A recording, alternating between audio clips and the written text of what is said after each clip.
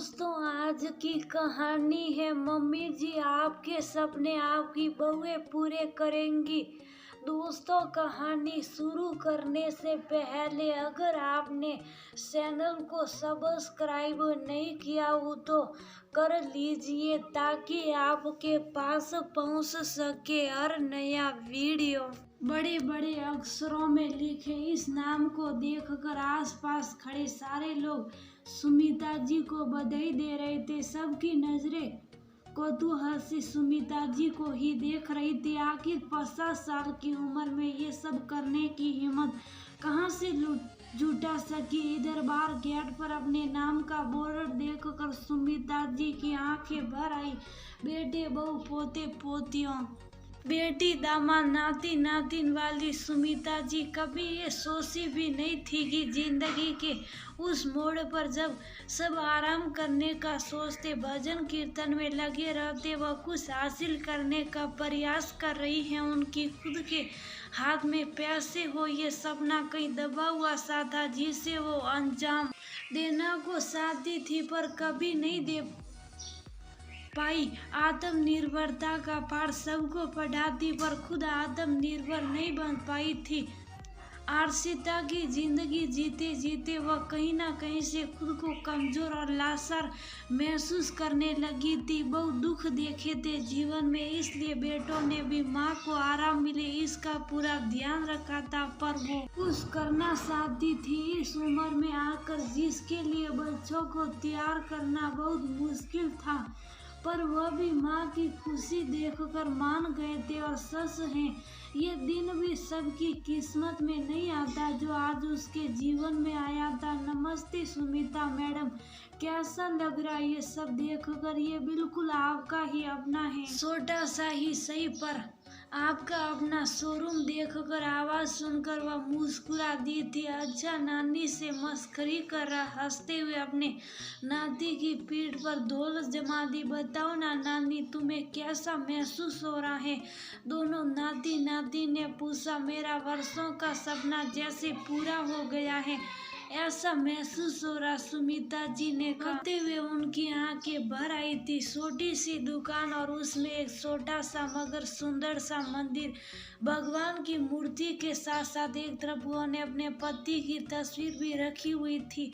हाथ जोड़कर उनको नमन करते हुए सुमिता जी बोली, देखिए जी, बच्चों ने मेरा इतना हौसला बढ़ाया कि मैं आज अपना सपना पूरा कर पाई और अब मैं भी आत्मनिर्भर हो गई हूँ। छोटी सी शॉप पर पूजा करके उसका शुभारंभ कर दिया गया। शाम तक लोगों का आना जाना लगा रहा। बस सुमिता जी इन सब से परे बस अपनी दुकान को ही निहारने में लगी हुई थी। माँ अब सले बड़ी बहू ने जब कहा तो उनकी तंद्रा भंग कि हाँ चलो, कल से वक्त पर खोलना होगा। जाने किन ख्यालों में खोई सी सुमिता जी ने कहा। घर आकर सब आज पूरे दिन का बही खाता सुमिता जी को समझा रहे थे। 50 की उम्र में इस काम को अंजाम देने के लिए बहुत कुछ सुनना पड़ा था, तब जाकर ये सपना सच हुआ था।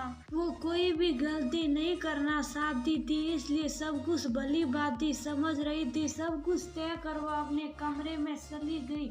बिस्तर पर लेटकर आंखें मूंद कर वह जिंदगी के 20 वर्ष पार कर पीछे अपने पति के पास पहुंच गई थी। यादों के झरोखे से जागते हुए उनके पति जैसे कह रहे थे, सुमी, तुम्हें कभी बिजनेस वाले से शादी नहीं करनी थी ना? पर देखो, मैं नौकरी करना तो चाहता था पर उसमें मेरा मन नहीं लगा।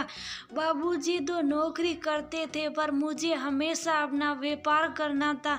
जानता हूँ इसमें उतार चढ़ाव बहुत होते, कभी नफा तो कभी नुकसान भी झेलना पड़ता, पर भरोसा रखो, तुम्हें कभी कोई तकलीफ ना होने दूंगा।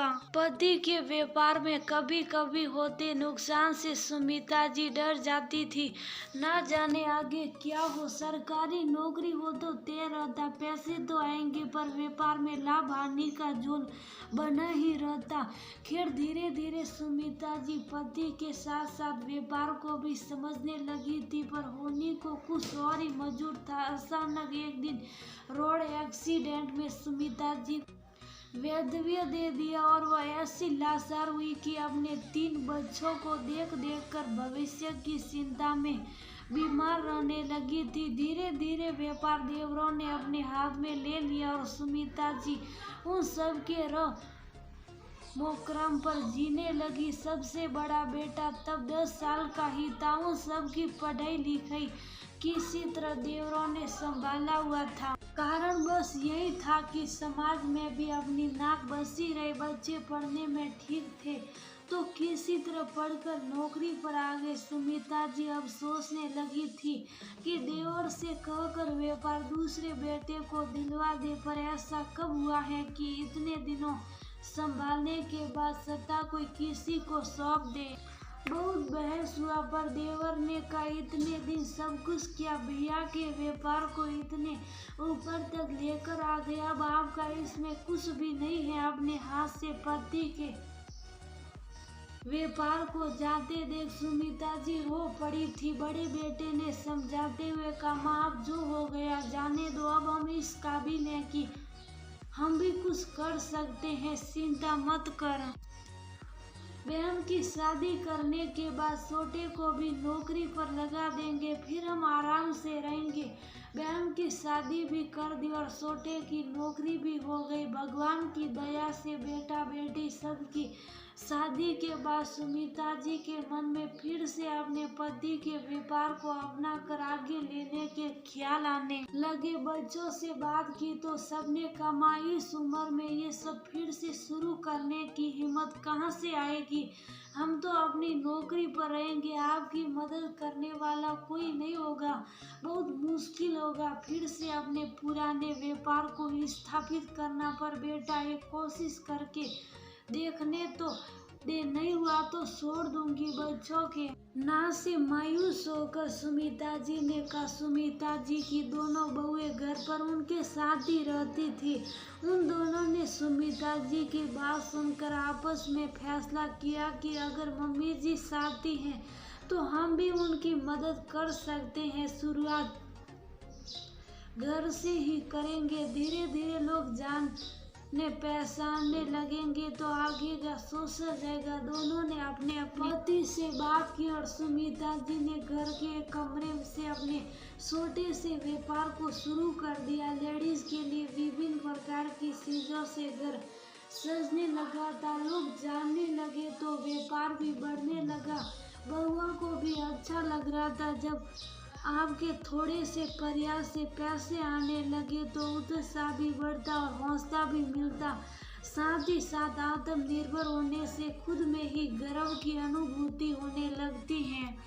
लगभग साल भर बाद ही सबने घर के पास ही एक छोटा सा दुकान खरीद लिया। उसे बहुत ज़्यादा लागत लगाकर नई वरन सुविधाओं को ध्यान में रखकर तैयार किया गया और आज सुमिता जी के सपनों को एक नाम मिल गया, सुमिता बुटीक कलेक्शन। अरे माँ आप सो रही है, देखिए हम क्या लेकर आए। आवाज सुन सुमिता जी अपने यथार्थ में लौट आई। सबको अपने कमरे में सबको आया देखकर वह उठ बैठी। देखा तो बच्चों ने केक पर सुमिता बुटीक कलेक्शन लिखा रखा था। सबने मिलकर केक काटा और आज के दिन को एक यादगार लम्हा बना दिया। सुमिता जी की लंबी हुई ईर्ष्या में बहुओं ने भी रंग मिला दिया और सुमिता बुटीक कलेक्शन को ऊंचाइयों पर ले जाने का वादा किया। सुमिता जी आत्मनिर्भर बनना चाहती थी पर परिस्थितियां ऐसी बनी कि वह उस वक्त कुछ सोचने समझने की स्थिति में नहीं थी और पति का व्यापार कब उनके हाथ से निकल गया वो समझ ही नहीं पाई। जब महसूस हुआ कि अब जिंदगी के बाकी बचे दिनों को यूं ही जाया किया करना तो उन्होंने अपने हिसाब से सोच समझ कर व्यापार करने का सोचा। और जो बहुएं कभी घर की जिम्मेदारियों से मुक्त नहीं हो पाती थी वो भी इसमें भरपूर सहयोग कर आत्मनिर्भर